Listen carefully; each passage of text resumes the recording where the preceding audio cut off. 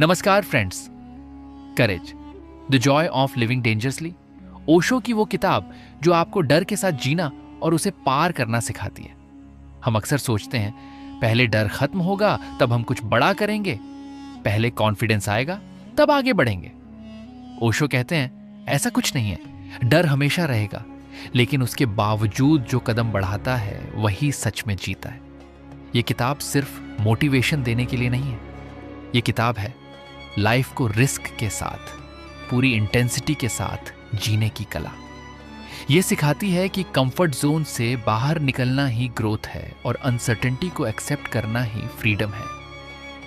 ओशो के शब्द बहुत सीधे लगते हैं, कभी थोड़े चैलेंजिंग भी, लेकिन हमेशा सच्चे होते हैं। वो आपको सेफ रहने के लिए नहीं, बल्कि सच में जीने के लिए पुश करते हैं। अगर आप हमेशा ओवर थिंकिंग में फंसे रहते हैं या हर डिसीजन में डर आपको रोक देता है, तो ये किताब आपको दिखाएगी कि करेज कोई स्पेशल क्वालिटी नहीं है, ये एक चॉइस है जो आप हर दिन ले सकते हैं। ये किताब एक तरह की गाइड है जो आपको सिखाती है डर के साथ आगे बढ़ना, खुद की लाइफ जीना और अनसर्टेनिटी में भी फ्रीली जीना। इस बुक का पहला लेसन है डर से भागो मत, उसे समझो। ये बात ओशो बहुत सिंपल तरीके से कहते हैं, लेकिन असल में ये बहुत डीप चीज है। जब हमें डर लगता है, हमारी पहली रिएक्शन होती है अवॉइड करना। जैसे स्टेज पर बोलना हो तो हम बहाना बना लेते हैं, किसी से अपनी फीलिंग्स बतानी हो तो टाल देते हैं, नया काम शुरू करना हो तो पोस्टपोन करते रहते हैं।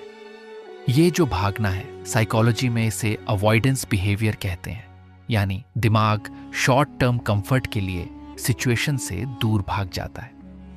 लेकिन प्रॉब्लम यह है कि इससे डर खत्म नहीं होता, उल्टा स्ट्रांग हो जाता है। दिमाग सीख जाता है यह चीज डेंजरस है, इससे दूर ही रहो। इसे फियर कंडीशनिंग बोलते हैं। आप जितना अवॉइड करते हैं, डर उतना डीप बैठता जाता है। ओशो का पॉइंट यहां यह है कि अगर आप रुक कर उस डर को ऑब्जर्व करो बिना भागे, तो आप नोटिस करोगे कि डर मोस्टली थॉट्स में होता है, रियलिटी में नहीं। इसे साइकोलॉजी में कॉग्निटिव डिस्टॉर्शन कहा जाता है, यानी दिमाग चीजों को रियलिटी से ज्यादा बड़ा और खतरनाक बना देता है। आज शाहरुख खान इतने कॉन्फिडेंट दिखते हैं, लेकिन शुरुआत में उन्हें भी रिजेक्शन का डर था, इंडस्ट्री में जगह बनाने का प्रेशर था। अगर वो ये सोचकर रुक जाते कि क्या पता फेल हो जाऊं, तो शायद आज उनकी स्टोरी कुछ और होती। उन्होंने डर को इग्नोर नहीं किया, बल्कि उसके साथ एक्शन लिया। यही करेज है। अब प्रैक्टिकल बात करते हैं, लेकिन ऐसे ही फ्लो में समझिए। मान लीजिए आपको लोगों के सामने बोलने से डर लगता है। अगर आप अवॉइड करेंगे तो हर बार ये डर बढ़ेगा। लेकिन अगर आप छोटा स्टेप लेते हैं, जैसे 2 से 3 लोगों के सामने बोलना, तो आपका ब्रेन धीरे धीरे सीखता है कि इतना भी डेंजरस नहीं है। इसे एक्सपोजर कहते हैं, यानी धीरे धीरे डर वाली सिचुएशन में खुद को डालना। पहले दिन हार्ट फास्ट धड़केगा, ये फाइट और फ्लाइट रिस्पॉन्स है, बॉडी का नेचुरल रिएक्शन। हाथ कांपेंगे, आवाज हिलेगी। लेकिन अगर आप उस मोमेंट में भागे नहीं, बस ऑब्जर्व करते रहे, ठीक है बॉडी रिएक्ट कर रही है, मैं सेफ हूं, तो 2 से 3 बार में ही इंटेंसिटी कम होने लगती है। और एक सब्टल चीज, जब आप डर को समझते हैं तो आप खुद से लड़ना बंद कर देते हैं। यह सेल्फ अवेयरनेस है और यहीं से रियल चेंज शुरू होता है। तो सीधी बात यह है, डर को हटाने की कोशिश मत कीजिए, उसे समझिए। क्योंकि जैसे ही आप उसे समझ लेते हैं, वो अपने आप छोटा लगने लगता है। और यही ओशो का कोर मैसेज है, डर दुश्मन नहीं है, वो एक सिग्नल है। बस आपको उसे पढ़ना आना चाहिए। कमेंट करके जरूर बताइए वीडियो कैसी लगी। इस बुक का दूसरा लेसन है, comfort zone is equal to slow poison. ये लाइन सुनने में थोड़ी हार्श लगती है, लेकिन बात सीधी है। कंफर्ट जोन मतलब वो जगह जहां सब प्रिडिक्टेबल है, कोई रिस्क नहीं, कोई चैलेंज नहीं, सब कंट्रोल में लगता है। शुरू में ये अच्छा लगता है, सेफ फील होता है, लेकिन धीरे धीरे यही चीज आपको रोकने लगती है। ओशो का कहना है, लाइफ का नेचर ही चेंज है, ग्रोथ है, और जब आप कंफर्ट में अटक जाते हैं तो आप उस नेचुरल ग्रोथ के खिलाफ जा रहे होते हो। साइकोलॉजी में इसे स्टेटस को बायस कहते हैं। दिमाग हमेशा वही चुनना चाहता है जो फेमिलियर हो, इवन अगर वो बेस्ट ऑप्शन ना हो। और एक और टर्म है लर्न्ड हेल्पलेसनेस। जब इंसान धीरे धीरे ये मान लेता है कि मैं कुछ नया कर ही नहीं सकता, सिर्फ इसलिए क्योंकि उसने कोशिश करना ही बंद कर दिया। अगर विराट कोहली सिर्फ सेफ गेम खेलते रहते, रिस्क न लेते, एग्रेसिव शॉट्स न मारते, तो शायद वो एक एवरेज प्लेयर बनकर रह जाते। लेकिन उन्होंने बार बार अपने कंफर्ट जोन से बाहर जाकर खेला, फेल भी हुए, क्रिटिसाइज भी हुए, पर वहीं से उनकी ग्रोथ आई। अब प्रैक्टिकल बात ऐसे समझिए, मान लीजिए आप वीडियो एडिटिंग सीख चुके हो बेसिक लेवल तक, जैसे आप कर ही रहे हो, और अब बस वही सिंपल एडिट्स करते रहते हो क्योंकि वो इजी है। ये कंफर्ट जोन है। अब अगर आप थोड़ा आगे बढ़ो, जैसे नया सॉफ्टवेयर ट्राई करना, कॉम्प्लेक्स एनिमेशन सीखना, क्लाइंट से बात करना, तो शुरू में ऑकवर्ड लगेगा, डाउट आएगा। ये फीलिंग एक्चुअली ग्रोथ डिस्कम्फर्ट है, यानी ग्रोथ का साइन। आपका दिमाग बोलेगा यार ये मत कर, रिस्क है। लेकिन अगर आप छोटा स्टेप लेते हो, जैसे एक छोटा सा एडवांस प्रोजेक्ट, तो धीरे धीरे आपका कंफर्ट जोन एक्सपैंड होने लगता है। और एक इंटरेस्टिंग चीज, कंफर्ट जोन छोड़ना मतलब लाइफ को अनसेफ बनाना नहीं है, बल्कि उसे अलाइव बनाना है। सिंपल वर्ड्स में कंफर्ट जोन आपको आराम देता है, लेकिन करेज आपको आगे ले जाता है। तो ट्रिक ये है कि सडनली बड़ा जंप मत लो, बस रोज थोड़ा थोड़ा अनकंफर्टेबल काम करो। जैसे आज एक नया इफेक्ट सीख लिया, कल किसी क्लाइंट को डीएम कर दिया, परसों एक थोड़ा रिस्की प्रोजेक्ट उठा लिया।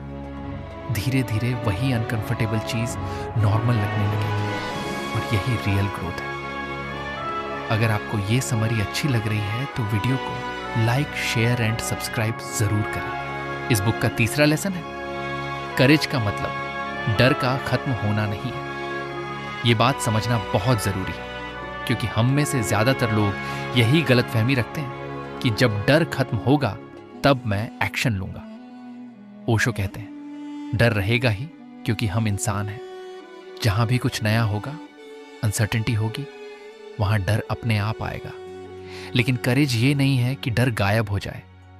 करेज ये है कि डर के बावजूद आप कदम बढ़ाते हो। साइकोलॉजी में इसे अप्रोच वर्सेस अवॉइडेंस बिहेवियर कहा जाता है।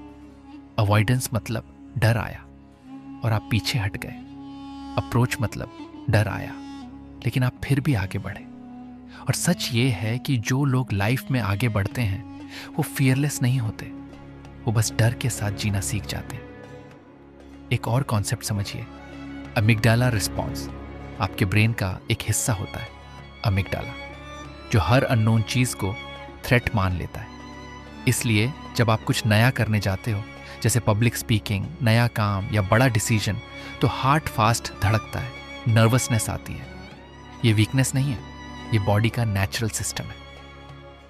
दीपिका पादुकोणे ने ओपनली बताया है कि वो एंजाइटी और प्रेशर से गुजरी है। अब सोचिए, इतने बड़े स्टेज पर होने के बाद भी अगर डर और एंजाइटी आ सकती है, तो ये क्लियर है कि करेज का मतलब डर खत्म होना नहीं है। लेकिन उन्होंने उस डर के बावजूद काम करना बंद नहीं किया, मूवीज की, पब्लिक अपीयरेंसेस दी, यही करेज है। अब इसे प्रैक्टिकली समझिए। मान लीजिए आपको कैमरा के सामने बोलने से डर लगता है, जो कंटेंट क्रिएशन में कॉमन है।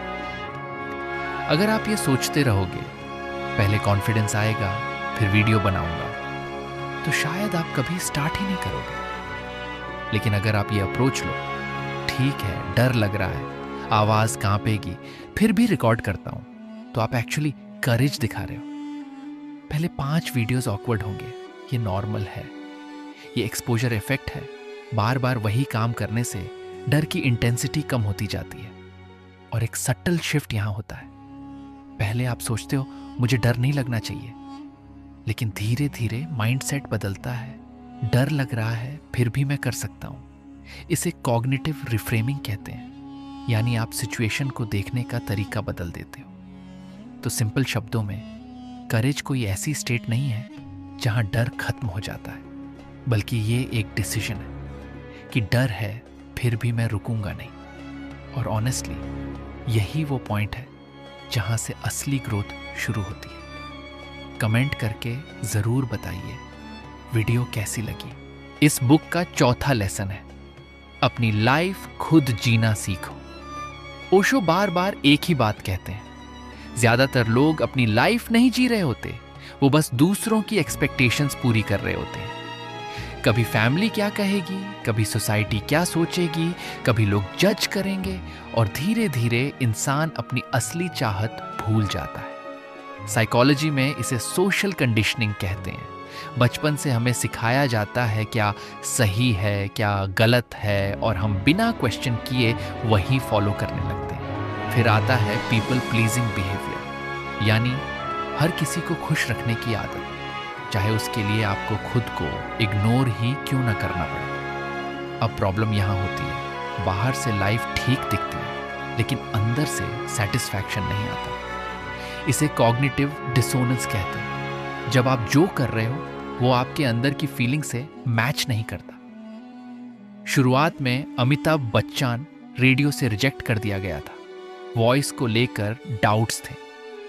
अगर वो ये सोचकर रुक जाते कि लोग क्या कहेंगे, या सेफ करियर चुन लेते, तो शायद वो आज इतने बड़े लेवल पे नहीं पहुंचते।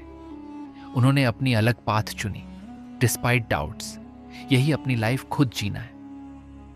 अब इसे प्रैक्टिकली ऐसे समझिए, मान लीजिए आपको वीडियो एडिटिंग पसंद है, जैसे आप कर रहे हो, लेकिन आसपास के लोग बोलते हैं इसमें फ्यूचर नहीं है, सरकारी नौकरी करो। अब यहाँ दो रास्ते हैं, आप उनकी बात मानकर सेफ खेलो और अंदर से फ्रस्ट्रेटेड रहो, या आप समझदारी से प्लानिंग के साथ अपना इंटरेस्ट परस्यू करो। अपनी लाइफ खुद जीना का मतलब ये नहीं है कि आप इम्पल्सिव बन जाओ या सबकी बात इग्नोर कर दो। इसका मतलब है डिसीजन आपका हो, बोरोड ना हो। एक छोटा सा प्रैक्टिकल तरीका, जब भी कोई बड़ा डिसीजन लेना हो, खुद से पूछो, ये मैं कर रहा हूं क्योंकि मैं चाहता हूं या क्योंकि लोग एक्सपेक्ट कर रहे हैं। अगर जवाब ऑनेस्ट मिल गया तो डायरेक्शन क्लियर हो जाती है। और शुरुआत हमेशा छोटी होती है, जैसे ओपनली अपनी ओपिनियन रखना, अपने इंटरेस्ट पे थोड़ा टाइम देना, छोटे छोटे डिसीजंस खुद लेना। धीरे धीरे आपका कॉन्फिडेंस बिल्ड होता है। इसे सेल्फ एफिकेसी कहते हैं, यानी मुझे खुद पर भरोसा है कि मैं अपनी लाइफ हैंडल कर सकता हूँ। तो सीधी बात, दूसरों की एडवाइस लेना गलत नहीं है, लेकिन अपनी लाइफ का स्टीयरिंग व्हील किसी और को दे देना, यही सबसे बड़ी गलती है। जब आप अपनी चॉइस से जीना शुरू करते हैं, तभी लाइफ में असली सेटिस्फैक्शन आता है, और वही असली करेज है। अगर आपको ये समरी अच्छी लग रही है तो वीडियो को लाइक, शेयर एंड सब्सक्राइब जरूर करें। इस बुक का 5वां लेसन है, अनसर्टेनिटी को एक्सेप्ट करो। ओशो कहते हैं लाइफ की सबसे बड़ी सच्चाई ही यही है कि कुछ भी फिक्स्ड नहीं है। हम क्या करते हैं, हम फ्यूचर को कंट्रोल करना चाहते हैं। ये जॉब मिलेगी या नहीं, ये काम चलेगा या नहीं, लोग क्या सोचेंगे। और जब जवाब क्लियर नहीं मिलता तो एंग्जाइटी शुरू हो जाती है। साइकोलॉजी में इसे इंटॉलरेंस ऑफ अनसर्टेनिटी कहते हैं, यानी हमें अनजान चीजें टॉलरेट नहीं होती। दिमाग तुरंत वर्स्ट केस सिनारियो बना देता है। इसे कैटास्ट्रोफाइजिंग कहते हैं। अगर ये फेल हो गया तो सब खत्म। लेकिन रियलिटी ये है, अनसर्टेनिटी प्रॉब्लम नहीं है, प्रॉब्लम है उसे लेकर हमारा रिएक्शन। जब इलॉन मस्क ने टेस्ला और स्पेस एक्स शुरू किया, उस टाइम कुछ भी गारंटीड नहीं था। पैसा डूब सकता था, कंपनीज फेल हो सकती थी। अगर वो हर अनसर्टेनिटी को कंट्रोल करने की कोशिश करते या डर के कारण रुक जाते, तो शायद कुछ भी बड़ा नहीं होता। उन्होंने अनसर्टेनिटी के साथ काम करना सीखा, यही करेज है। अब इसे प्रैक्टिकली ऐसे समझिए, मान लीजिए आप फ्रीलांस वीडियो एडिटिंग शुरू करना चाहते हो। सबसे बड़ा डर क्या होगा? क्लाइंट मिलेगा या नहीं, इनकम स्टेबल होगी या नहीं। अब अगर आप तब तक वेट करोगे जब तक सब क्लियर ना हो जाए, तो आप कभी स्टार्ट ही नहीं करोगे। लेकिन अगर आप ये माइंडसेट रखो, हाँ क्लियर नहीं है, थोड़ा रिस्क है, पर मैं ट्राई करके सीख लूंगा, तो आप एक्चुअली अनसर्टेनिटी को एक्सेप्ट कर रहे हो। यहां एक कॉन्सेप्ट आता है, ग्रोथ माइंडसेट, यानी आप रिजल्ट पर नहीं, लर्निंग पर फोकस करते हो। अगर प्रोजेक्ट फेल भी हुआ तो भी आप कुछ सीखते हो और नेक्स्ट टाइम बेटर करते हो। और एक सबटल चीज, जब आप अनसर्टेनिटी को एक्सेप्ट कर लेते हो तो आपके अंदर एक काम आ जाता है। ऐसे साइकोलॉजिकल फ्लेक्सिबिलिटी कहते हैं, सिचुएशन बदलती रहे लेकिन आप मेंटली अडेप्टेबल रहते हो। अब छोटा प्रैक्टिकल एंगल, मान लीजिए आपने यूट्यूब चैनल शुरू किया और व्यूज नहीं आ रहे। अगर आप सर्टेनिटी चाहते हो एग्जैक्ट ये वीडियो वायरल होगा तो फ्रस्ट्रेशन आएगी। लेकिन अगर आप ये एक्सेप्ट कर लो कि कुछ वीडियोस चलेंगे, कुछ नहीं, ये प्रोसेस है, तो आप कंसिस्टेंट रह पाओगे। तो सीधी बात, लाइफ कोई फिक्स्ड स्क्रिप्ट नहीं है, ये एक ओपन गेम है। और जो लोग अनसर्टेनिटी से फाइट करते हैं वो हमेशा टेंशन में रहते हैं, लेकिन जो उसे एक्सेप्ट कर लेते हैं वो धीरे धीरे फियरलेस नहीं लेकिन फ्री हो जाते हैं। और शायद यही ओशो कहना चाहते हैं, सर्टेनिटी में सेफ्टी है लेकिन अनसर्टेनिटी में ही रियल लाइफ है।